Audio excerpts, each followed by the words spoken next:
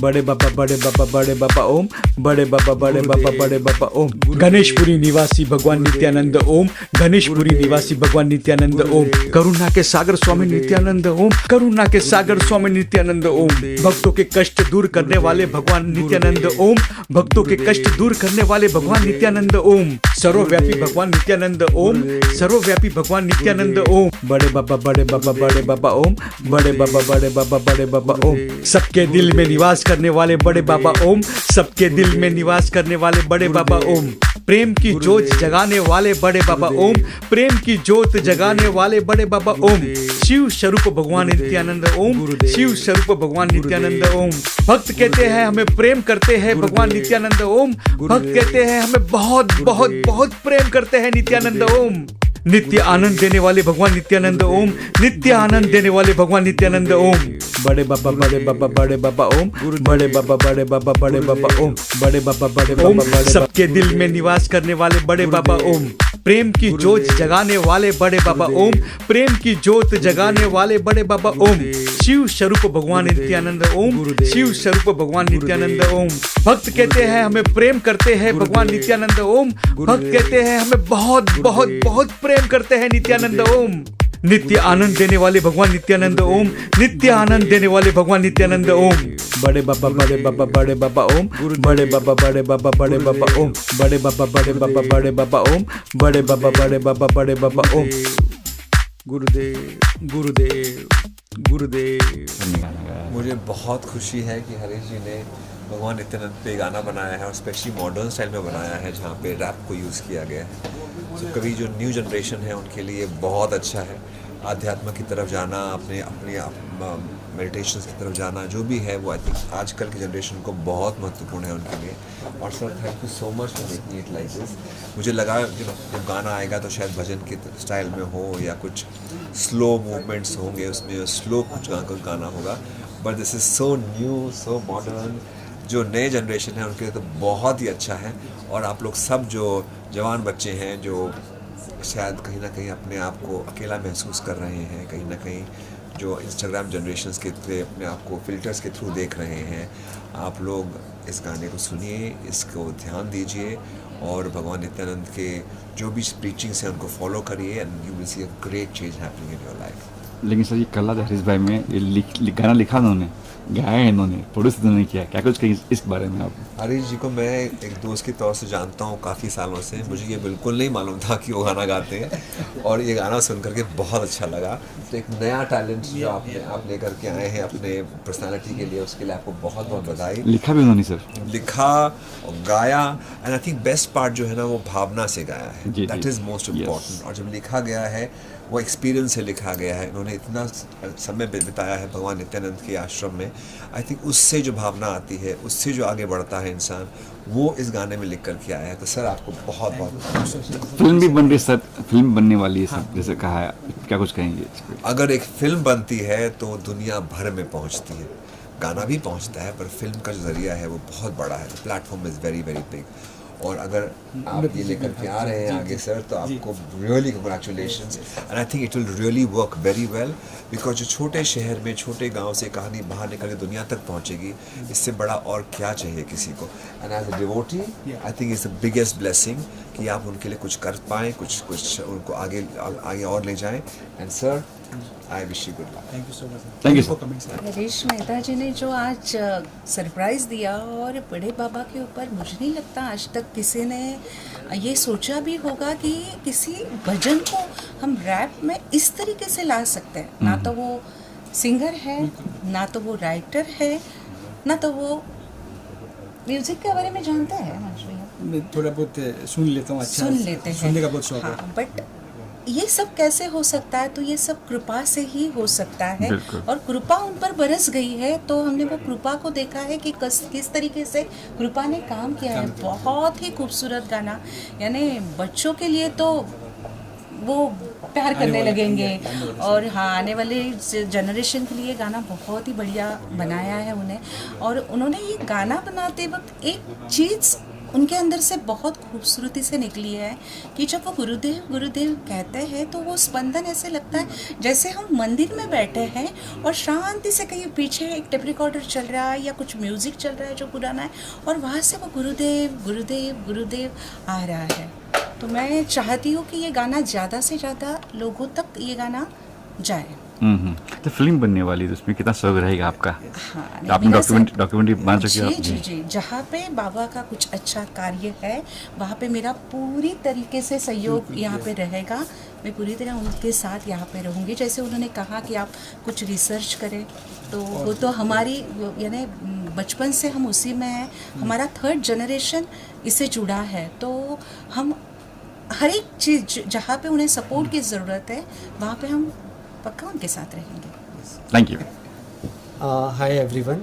Basically first of all मैं काफ़ी शुक्रगुजार हूँ हरीश भाई के ये मतलब वेंचर में मैं एक निमित्त बना। बेसिकली हरीश भाई का एक्चुअली एक अस्मिता है भगवान नित्यानंद जी के लिए, और जो उनका ड्रीम था एक्चुअली कि मुझे भगवान नित्यानंद जी के लिए कुछ गाना है वगैरह। तो बेसिकली मुझे भी एक ऐसा संकेत हुआ या फिर ऑटोमेटिकली मैं इसके ये वाले गाने में मैं एक निमित्त बना। तो हरीश भाई के ये गाने में बेसिकली जो मेन एसेंस था ये गाने का, तो जिसमें हम लोगों ने मेन ये चीज़ ध्यान में रखी कि इनकी जो भावना है, जो उनके जो शब्द है ये गाने के, वो ज़्यादा मतलब इमोशनल है, जो सुनने वाले के दिल में भी वो बसे, वो टाइप का हम लोगों ने इसका एक म्यूज़िक कंपोजिशन किया जिसमें वर्ड्स को हम लोग ज़्यादा प्रायोरिटी दे और ये गाना मतलब और ज़्यादा भक्तों को मतलब प्रेरणा दे। ऐसी एक अच्छी इंट्यूशन से हम लोगों ने इसमें एक प्रयास किया। लेकिन भाई ये गाना लिख दिया, लेकिन ये रैप जो था, ये हरीश भाई ने कहा था कि आपकी आइडिया थी, किसकी आइडिया थी कि रैप? बेसिकली ये हरीश भाई का ही आइडिया था कि एक रैप सॉन्ग के तौर पे आप इनको प्रेजेंट करें। तो ये बेसिकली थोड़ा फिर एक टीम वर्क जैसा हो गया। And I also like said कि for young generation people like मतलब जो आज की जो जनरेशन है उनको लंबे लंबे गाने, जैसे अभी हम देखेंगे कि एक गाना आइडियली 3 to 4 मिनट्स का बनता है, और मैंने ये भी देखा है जो बॉलीवुड में भी हमारे इसमें जब गाने आते हैं तो लोग उसको फॉरवर्ड भी कर देते हैं। पहले के टाइम में ऐसा होता था, जब भी हम लोग 90s की बात करें तो गाना आते थे तो लोग थिएटर छोड़ के कोल्ड ड्रिंक्स पीने चले जाते थे। तो आज की जनरेशन को फोकस करते हुए हम लोगों ने ये आइडिया रखा कि इसकी लेंथ हम लोग काफ़ी शॉर्ट रखेंगे ताकि जो मैसेज है और इनकी जो भावना है वो सीधे दिल में उतर जाए। तो हम लोगों ने इसकी एक लेंथ 1.5 मिनट तक का हम लोगों ने इसमें तय किया था, और रैप सॉन्ग इसीलिए चुना ताकि वो सबको कनेक्ट करे। और इसका जो रिदम है that is going very fast. लेकिन रैप सॉन्ग का ज़्यादातर रिदम थोड़ा फास्ट होता है, तो that way we can like convey this point also.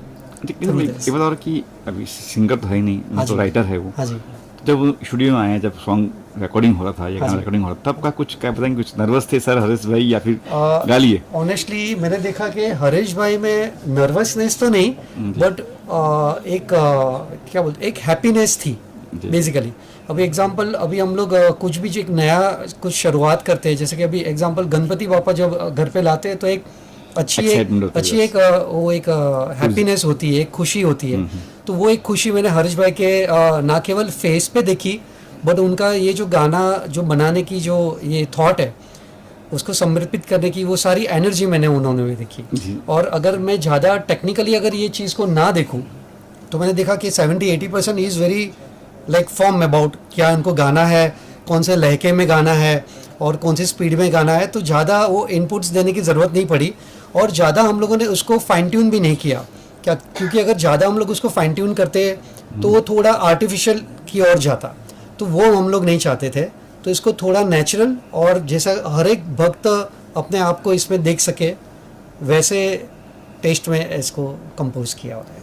Thank you sir. सबसे पहले हरीश जी को बहुत बहुत बधाई, बहुत अच्छा इनिशिएटिव है और इन्होंने सब कुछ किया है। तो मुझे आज मालूम पड़ा कि ये हरफन मौला हैं, ये सब कुछ कर सकते हैं, लिख रहे हैं, प्रोड्यूस कर रहे हैं, गा रहे हैं। तो सबसे पहले बहुत बहुत बधाई। और सबसे इम्पॉर्टेंट कि उन्होंने उसको आज की जनरेशन के हिसाब से रैप में डाला है। आज की जनरेशन बहुत फास्ट लाइफ जीती है, और बहुत सारे, क्योंकि मैं हेल्थ केयर में हूँ, मुझे मालूम है बहुत सारे बच्चे, बहुत सारे यंगस्टर्स मेंटल इश्यूज से जूझ रहे हैं, उनको ये सब बताना, उनको ये इस रास्ते पे मोड़ना, इस चीज़ से इंट्रोड्यूस करना कि ध्यान भी कोई चीज़ होती है, मेडिटेशन भी कोई चीज़ होती है, किसी में श्रद्धा करना भी कोई चीज़ होती है। उनके लैंग्वेज में, रैप में इन्होंने जो इनका ये सोच है बहुत ही इनोवेटिव है। सो हरीश जी अभी क्या बोले, हरफन मौला तो बोल दिया है। तो प्रोड्यूसर, सिंगर, न्यू सोच, इनोवेशन, सब कुछ, राइटर, सब कुछ। तो Harish ji please continue doing this and many best wishes कि आप जो मूवी, आपकी जो विजन है वो भी ज़रूर होगी। एक दिन हम लोग ऐसे ही मिलेंगे, ऐसे ही मूवी लॉन्च के लिए मिलेंगे, हम सब रहेंगे and will pray for that. Thank you so much. Thank you कि माँ बाप के ऊपर एक गाना बनाना है, क्या ये गाना बनाने की एक सोच, एक ऊपर से डिवाइन सोच इन्होंने दी, उनकी कृपा से ये सोच आई।